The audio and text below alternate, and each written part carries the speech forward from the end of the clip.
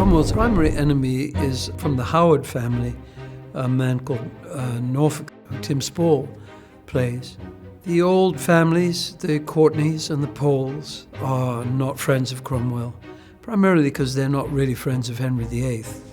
They see the Tudor dynasty as a blip in the much longer dynasties of their families, the Plantagenets.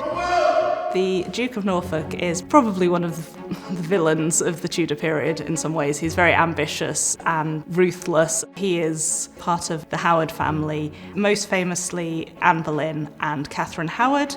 They are both nieces of the Duke of Norfolk.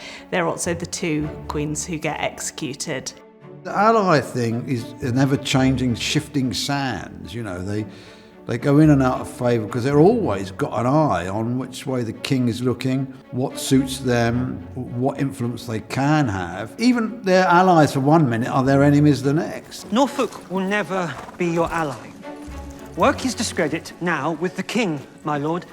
Destroy him. Who are other allies? Jane Seymour is an ally, and the Seymour family, generally because they feel Cromwell has been part of their success. Jane finds her strength from close women, her sister, Bess Ortrud, and her sister-in-law, Nan Seymour. Those women appear a lot through Mirror and the Light. And then Cromwell would be someone who she really relies on too. One of his wards, Done. Rafe Sadler, is definitely an ally and has progressed from being Cromwell's secretary or assistant in the first series to being Henry VIII's kind of chamberman. Rafe's one of the few good guys, I think, in this whole thing. He was taken in by Cromwell, and he kind of sees Cromwell as a bit of a father figure, really, and is well prepped for this mad, mad environment of egos and death and horror. You keep that man Risley close? Risley's developing relationship with Cromwell is really quite nuanced and quite knotty, really.